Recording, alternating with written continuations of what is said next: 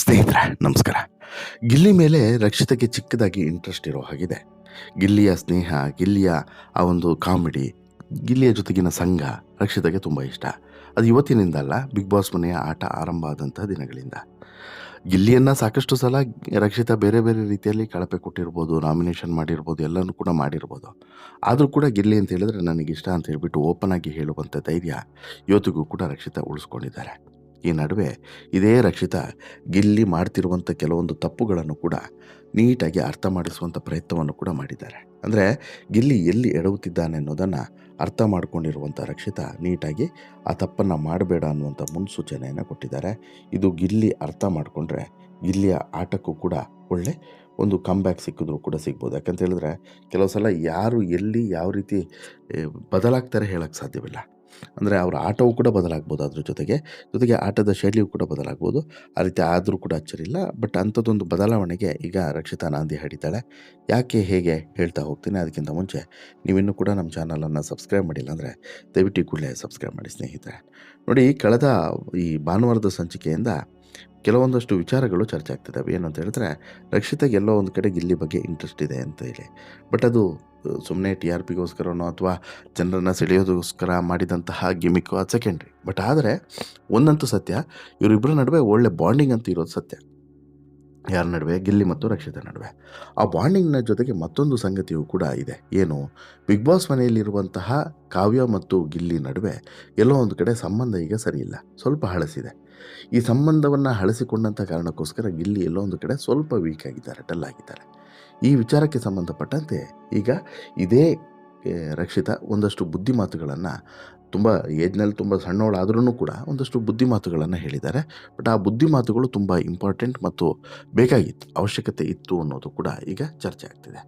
ಏನಾಯಿತು ಹೇಳ್ತಾ ಹೋಗ್ತೀನಿ ನೋಡಿ. ಬಿಗ್ ಬಾಸ್ ಮನೆಯಲ್ಲಿ ಗಿಲ್ಲಿ ಹಾಗೂ ಕಾವ್ಯ ಮತ್ತು ರಕ್ಷಿತಾ ಸದಾ ಒಂದಲ್ಲ ಒಂದು ವಿಚಾರಕ್ಕೆ ಸುದ್ದಿಯಲ್ಲ ಇದ್ದೇ ಇರ್ತಾರೆ. ರಕ್ಷಿತಾ ಶೆಟ್ಟಿ ಅವರು ತಮ್ಮದೇ ಆದಂಥ ಲೆಕ್ಕಾಚಾರದಲ್ಲಿ ಕಾವ್ಯ ಶೈವ ಅವರನ್ನು ಬಿಗ್ ಬಾಸ್ ಮನೆಯಲ್ಲಿ ಹಲವು ಬಾರಿ ನಾಮಿನೇಟ್ ಮಾಡಿದ್ದಾರೆ ಮತ್ತು ಟಾರ್ಗೆಟೆಡ್ ಕೂಡ ಹೌದು. ಇದು ಗಿಲ್ಲಿಗೂ ಕೂಡ ಗೊತ್ತಿಲ್ಲ ಅಂತೇನಲ್ಲ, ಗೊತ್ತಿದೆ.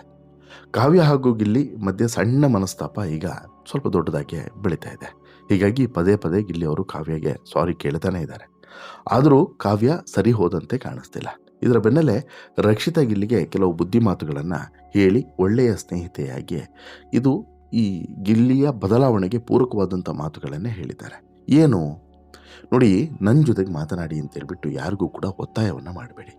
ನನಗೆ ಲವ್ ಮಾಡು, ಗೆಳೆತನ ಮಾಡು, ಸಮಯ ಕೊಡು ಅಂತೇಳ್ಬಿಟ್ಟು ಯಾರಿಗೂ ಕೂಡ ನೀವು ಪ್ರೆಷರನ್ನು ಹಾಕಬೇಡಿ, ಒತ್ತಾಯವನ್ನು ಮಾಡಬೇಡಿ.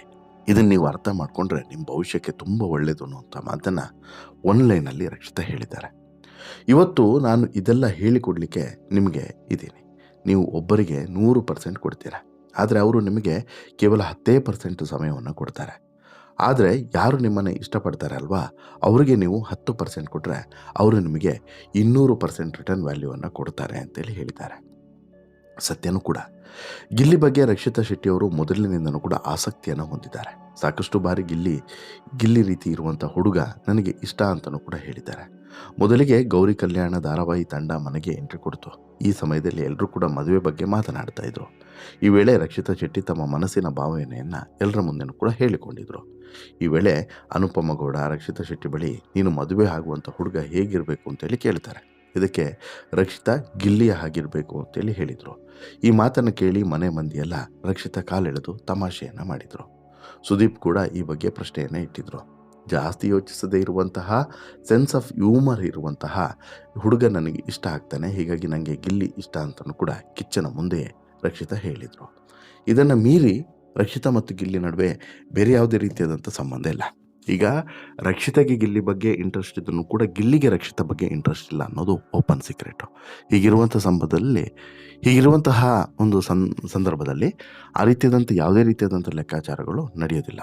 ಯಾವುದು ನಾವು ನೀವು ಅನಿಸಿದಂತಹ ಯಾವುದೇ ಲೆಕ್ಕಾಚಾರಗಳು ಅಲ್ಲಿಲ್ಲ, ಕ್ಲಿಯರ್.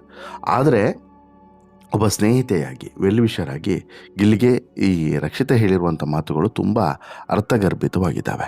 ಈಗ ನೋಡಿ, ಕಾವ್ಯಗೆ ಗಿಲ್ಲಿ ಕೊಡ್ತಿರುವಂಥ ಸಮಯ ನನಗೂ ಕೂಡ ಹಾಗೆ ಅನ್ನಿಸ್ತು. ಅಂದರೆ 2-3 ಸಲ ಗಮನಿಸಿದೆ ನಾನು. ಗಿಲ್ಲಿ ಕಾವ್ಯಳ ಬಳಿ ಹೋಗಿ ಮಾತನಾಡುವಂಥ ಪ್ರಯತ್ನವನ್ನು ಮಾಡ್ತಿರುವಂಥದ್ದು, ಆ ಸಂದರ್ಭದಲ್ಲಿ ಕಾವ್ಯ ನೆಗ್ಲೆಕ್ಟ್ ಮಾಡ್ತಾ ಇರುವಂಥದ್ದು. ಅದಕ್ಕೆ ಕಾರಣ ನಾನಾ ಕಾರಣಗಳಿರ್ಬೋದು. ಒಂದು ವೀಕೆಂಡ್‌ನಲ್ಲಿ ಸುದೀಪ್ ಅವರು ಹೇಳಿದಂಥ ಮಾತಿರ್ಬೋದು. ಎರಡನೇದು ಧನುಷ್ ಅವರು ಕಾವ್ಯ ಅವರ ತಲೆ ಒಳಗಡೆ ಒಂದಷ್ಟು ವಿಚಾರಗಳನ್ನು ತುಂಬಿದ್ದಿರ್ಬೋದು. ಮೂರನೇದು ಎಲ್ಲೋ ಒಂದು ಕಡೆ ಸ್ವಾರ್ಥ. ಅಂದರೆ ಇಲ್ಲಿವರೆಗೆ ಹೆಂಗೋ ಗಿಲ್ಲಿಯ ಸಹಾಯದಿಂದನೋ ಹೇಗೋ ಬಂದುಬಿಟ್ಟೆ, ಇನ್ನು ಮುಂದೆ ಗಿಲ್ಲಿಯ ಸಹಾಯನೂ ಬೇಡ, ಯಾರ್ದು ಬೇಡ, ನಾನು ಒಬ್ಬಂಟಿಯಾಗಿ ಆಟವಾಡಿ ಗೆಲ್ಲಬೇಕು, ಆ ಮೂಲಕ ನಾನು ಹೇಳಿಸ್ಕೊಳ್ಬೇಕು ಅಂತೇಳಿ. ಅಂದರೆ ಒಂಟಿಯಾಗಿ ಗೆದ್ದೆ ಅಂತೇಳಿ ಹೇಳಿಸ್ಕೊಳ್ಬೇಕು ಅಂತೇಳಿ. ಈ ಗಿಲ್ಲಿಯ ಜೊತೆಗೆ ಕ್ಲೋಸ್ ಇದ್ದಂಥ ಕಾರಣಕ್ಕೆ ಆಯಿತು ಅಂತ ಹೇಳಿದ್ರೆ ಗಿಲ್ಲಿಯಿಂದ ಈ ಹಂತಕ್ಕೆ ಬಂದೆ ಅಂತೇಳಿ ಆಗುತ್ತಲ್ಲ, ಅದು ಈಕೆಗೆ ಒಪ್ಪಿಗೆ ಇಲ್ಲ. ಹೀಗಾಗಿ ಇದು ಈಗ ಭಾರಿ ಚರ್ಚೆಯ ಕೇಂದ್ರ ಬಿಂದು ಆಗಿದೆ. ಅಂದರೆ ಎಲ್ಲೋ ಒಂದು ಕಡೆ ಈ ವಿಚಾರ ಈಗ ಚರ್ಚೆಗೆ ಬರ್ತಾ ಇದೆ.